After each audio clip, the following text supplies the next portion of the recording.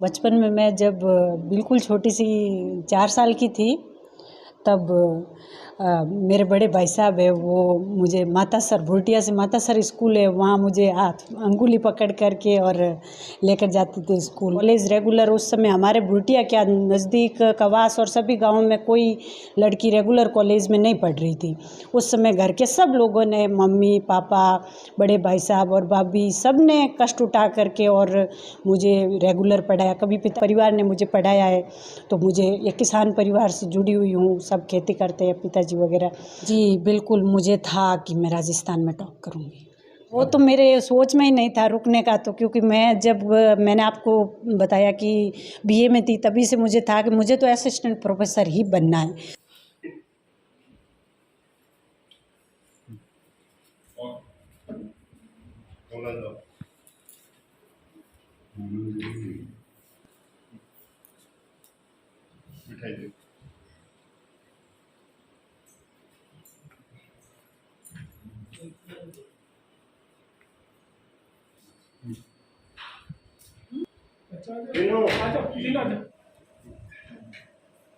Mummy यार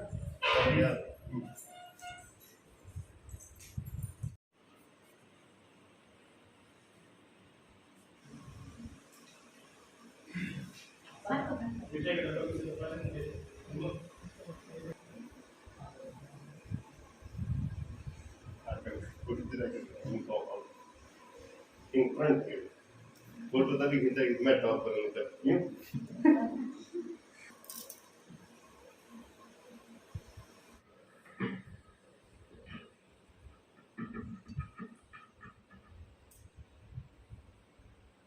तक का सफ़र अच्छा रहा। बचपन में मैं जब बिल्कुल छोटी सी 4 साल की थी तब मेरे बड़े भाई साहब है वो मुझे मातासर भुटिया से मातासर स्कूल है वहाँ मुझे हाथ अंगुली पकड़ करके और लेकर जाते थे स्कूल। तो मैं उनके पीछे दौड़ते हुए जाती थी। इस प्रकार से शुरू हुआ सफ़र। फिर कवास भुटिया में 10वीं की स्कूल नहीं थी तो इस वजह से कवास से पढ़ाई की। फिर वहाँ पर मैंने टॉप किया था और उसके बाद 12वीं बाड़मेर से और फिर बीए मेरे को रेगुलर करवाया था।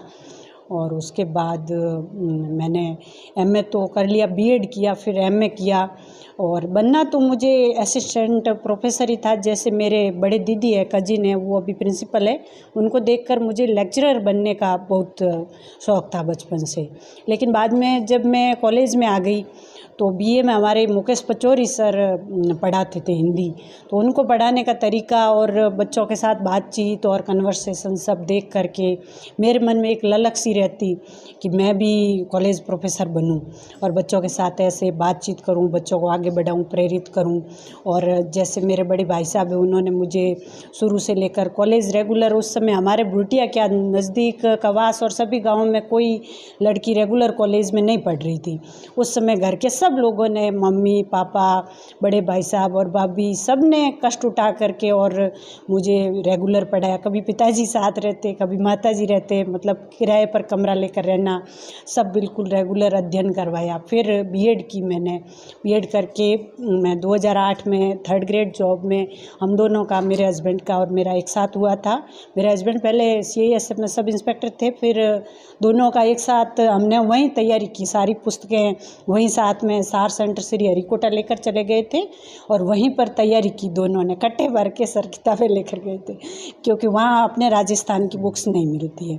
तो वहाँ अच्छे से तैयारी की और फिर हम दोनों का जब सिलेक्शन हो गया इसमें 3rd ग्रेड में, तो उन्होंने वो सब इंस्पेक्टर का जॉब है वो छोड़ दिया और फिर हम दोनों इधर आ गए क्योंकि ये अकेले भाई है और एक मेरी ननद है। इस वजह से कि पारिवारिक जिम्मेदारी भी रहेगी और दोनों जॉब भी कर पाएंगे। और मेरे भी बचपन से सपना था कि मुझे जॉब करना है। इतना कष्ट उठाकर परिवार ने मुझे पढ़ाया है। तो मुझे एक किसान परिवार से जुड़ी हुई हूँ, सब खेती करते हैं पिताजी वगैरह। तो इस वजह से मेरे पढ़ने की बहुत, नौकरी करने की ललक थी, दूसरों को सिखाने का था। इस वजह से इन्होंने भी फिर मेरी वजह से इस जॉब को ज्वाइन किया और अभी हम दोनों, मेरे हस्बैंड और मैं दोनों लेक्चरर हैं। वो इतिहास विषय से है और मैं हिंदी से हूँ। और असिस्टेंट प्रोफेसर में भी हम दोनों का ही इंटरव्यू कॉल हुआ था कुछ हो सकता है लिखित में और थोड़ा कम रहने की वजह से उनका इतिहास से सिलेक्शन नहीं हुआ। और मेरा हम दोनों का स्ट्रगल एक साथ ही रहा, एक साथ पढ़ाई की है, एक साथ ही सफल भी हुए, कभी असफल भी हुए, ये सफ़र ऐसे चलता रहा सर। कहते हैं कि सब बिना बिंदी के हिंदी विधवा होती है, तो कितना ध्यान रखना पड़ता था एक एक चीज़ का? जी, हिंदी के बारे में बात करें तो सर हिंदी मुझे शुरू से ही हिंदी विषय में बहुत अधिक इंटरेस्ट रहा है। मैं उपन्यास छोटी सी थी तब मैंने जो भी मुझे मिलता लाइब्रेरी में या कहीं से भी, या कहानियाँ अखबार की, उनको कटिंग करके रखती, पढ़ती। हिंदी पढ़ना और उसको समझना मुझे शुरू से ही अच्छा लगा, कहानी और उपन्यास। इस वजह से मेरा साहित्य में इंटरेस्ट रहा और हिंदी और अंग्रेजी दोनों मेरे पास साहित्य थे। तो फिर मैंने हिंदी का अध्ययन जब शुरू किया तब साहित्य की जो महत्वपूर्ण पुस्तकें हैं वो सारी की सारी मैंने एक जगह लेकर के पहले तो वो सारी पुस्तकें कलेक्ट की, फिर उनका सारा मैंने अध्ययन किया। और जैसे हिंदी साहित्य का इतिहास समग्र रूप से डॉक्टर नागेंद्र द्वारा संपादित है। आचार्य रामचंद्र शुक्ल के इतिहास को तो मैंने कितनी बार पढ़ा है ये मुझे खुद को भी याद नहीं है सर। और हिंदी में एक बड़ी बात है, एक दूसरे विषय में तो हम कोई थोड़ा बहुत इधर उधर आइडिया लगा दें, लेकिन हिंदी में तो बिल्कुल एक छोटी सी गलती भी पूरे सवाल को गलत कर देती है। और विश्लेषणात्मक बहुत अधिक है, अवधारणाएं बहुत अधिक रहती है। इस वजह से पूरा गहन रूप से खूब सारी पुस्तकों का मैंने अध्ययन किया। और अभी कॉलेज प्रोफेसर की अगर बात करें सर तो इसमें तो मैंने फर्स्ट पेपर के लिए सारी ऑथेंटिक्स बुक्स जैसे बिहारी रत्नाकर वगैरह मैंने मंगवा करके और सारी की सारी पुस्तकें मैंने पढ़ी। उन्हीं ऑथेंटिक पुस्तकों की प्रस्तावना पढ़ने के कारण फर्स्ट पेपर और सेकंड पेपर दोनों में मेरे बराबर 120 सवाल उनमें सही हुए। और थर्ड पेपर राजस्थान का था तो हम दोनों ने, मेरे हस्बैंड ने और मैंने एक साथ पढ़े। और मेरा भतीज है मोहन, वो भी अभी हिंदी से ही लेक्चरर है, उसने मेरा राजस्थान जी के में काफ़ी उसने सहयोग किया था और हिंदी भी वो प्रश्नोत्तरी पूछ लेता था, वो भी हिंदी से ही है। हम सब परिवार में पीछे मेरे भांजा भांजी वो भी हिंदी से ही अभी तैयारी कर रहे हैं, तो अभी वो भी लेक्चरर बनने वाले हैं। आगे हो सकता है इसी में वो भी स्कोप बनाए या किसी और में। अगर हम टीचर्स तो अब परिवार में कजिन्स वगैरह काफ़ी सारे 9-10 लोग हो गए हैं, तो हो सकता है इस बार कुछ नए अफसर बने, कुछ अब नया भी करना चाहिए इसके अलावा। जो इंटरव्यू हुआ था उसमें किस तरह के सवाल हुए? जी, इंटरव्यू में तो कोई सर बात की जाए तो ज़्यादा जैसे यूँ तो पढ़ाई का था लेकिन व्यवहारिकता ज़्यादा पूछी गई थी। कुछ पत्र पत्रिकाओं पर बात थी, बाड़मेर पर की रिफाइनरी बनने से बाड़मेर को क्या फ़ायदा हुआ, इस पर काफ़ी 5 मिनट तक बात हो गई।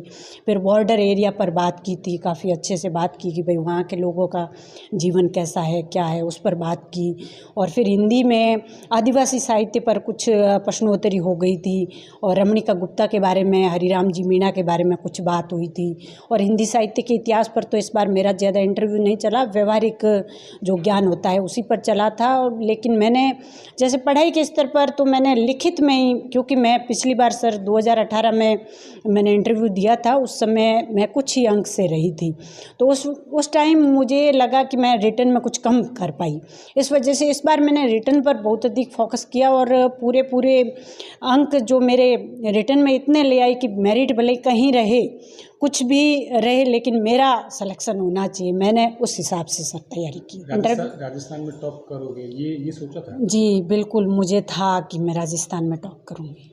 अब घर पे बधाइयों का सिलसिला जी कैसे कहाँ से लोग आ रहे हैं, किस तरह बधाई दे रहे हैं? जी, सब तरफ से बधाइयाँ आ रही है। मेरे भाई साहब है, जैसे सरपंच है गांव के, भूतपूर्व सरपंच है मनोज जी थोरी, तो उनकी वजह से मैं तो इतना ज़्यादा किसी को नहीं जानती, जैसे लोगों को टीचिंग विभाग से और खूब सारे हमारे टेलीग्राम एक चैनल है उस पर भी समूह बने हुए हैं, तो वहाँ पर भी लोगों की, वहाँ से भी खूब सारे बधाई संदेश। परिवार हमारा पूरा और बाकी गाँव बुरटिया ये सब, मतलब सब लोग बहुत अधिक खुश है सर और सभी के बधाइयाँ खूब सारी आ रही है सर।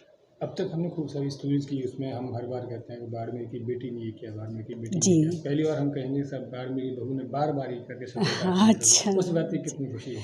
जी सर, बहुत अधिक खुशी है। और इसमें सबसे बड़ा सहयोग अभी हाल ही के दिनों में, शुरुआती मैंने आपको बता दिया कि मेरे भाई साहब ने मुझे शुरुआत 4 साल से लेकर के और जैसे पढ़ाया था। मेरे पिताजी किसान हैं, उनका काम करने का मेरी माँ और मेरे भाभी सब, उन्होंने बहुत अधिक सहयोग किया। लेकिन इस परिवार से जुड़ने के बाद मेरी मम्मी जी है जो अभी मुझे अभी मिठाई खिला रहे थे, उनका बहुत अधिक सहयोग है। उन्होंने ही सारा कुछ पढ़ाया। वो कहते काम मैं अपने आप करूँगी, तू पढ़।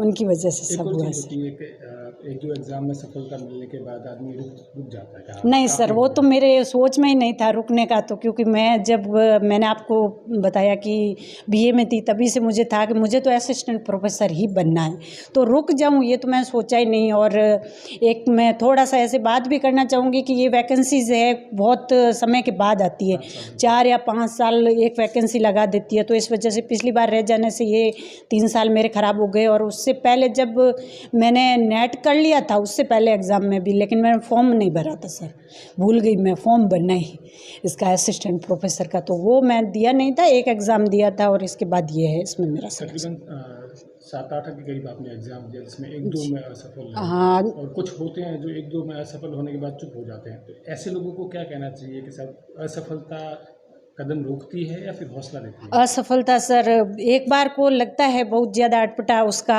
बयान हम शब्दों में नहीं कर सकते। वो दुख है वो खुद व्यक्ति ही उसको महसूस कर सकता है जिसको असफलता मिलती है। लेकिन असफलता एक ऐसी सीढ़ी है जो जुनून अगर बनाए रखा जाए तो उस सीढ़ी के माध्यम से हम सफलता ज़रूर प्राप्त करते हैं सर। मैं एक बार की असफलता को कोई असफलता नहीं मानती हूँ, ये तो एक प्रयास है सर कि हम बार बार प्रयास करेंगे। अभी मैं फर्स्ट ग्रेड सर, जैसे मैंने छठी रैंक के साथ क्लियर किया था, तो उस समय उस फर्स्ट ग्रेड में मेरी छठी रैंक थी, तो हिंदी में मेरे 150 में से 142 सवाल सही थे सर। ये उससे मुझे मतलब मैंने इतना उसका अभ्यास कर लिया था कि उसमें कहीं भी मेरी कमी न रह जाए। तो अभ्यास, अगर एक बार असफलता मिलती है तो अभ्यास करने से कभी हमें मुंह नहीं मोड़ना चाहिए। ये नहीं है कि एक बार असफलता मिली है तो ये, मैं तो ये कहूँगी कि अगली बार ज़रूर आपकी सफलता आपके कदम चूमेगी, मेरा कहना ये है सर। मेरा आखिरी सवाल जी। कंपटीशन एग्ज़ाम की तैयारी जो यूथ कर रहे हैं उनके लिए आपका मैसेज क्या रहेगा? उनके लिए सर मेरा एक ही मैसेज है कि मन में जुनून होना चाहिए। भले कंपटीशन का एग्ज़ाम की तैयारी कर रहे हैं या कोई बोर्ड परीक्षा दे रहे हैं बच्चे, जैसे मेरे बच्चों को मैं पढ़ाती हूँ, सबके मन में एक जुनून, एक ललक मन में होनी चाहिए कि मुझे ये करना है। बस भले 10th बोर्ड है, 12th बोर्ड है, IAS है, या आपका जो भी टारगेट है, आप असिस्टेंट प्रोफेसर बनना चाहते हो, लेक्चरर बनना चाहते हो, कुछ भी, अगर एक अच्छा राजनेता भी बनना है तो मैं तो ये कहूँगी कि उसको भी अच्छे से ललक के साथ अपने कार्य क्षेत्र में आगे बढ़ना चाहिए। ज़रूरी नहीं है बिजनेसमैन को तो हर वक्त सर ललक चाहिए, तो एक जॉब जो ता जिंदगी हमें एक स्थायित्व देता है, उसके लिए तो ललक और जुनून और 17-18 घंटे मेहनत की सर मैं प्रेरणा दूँगी।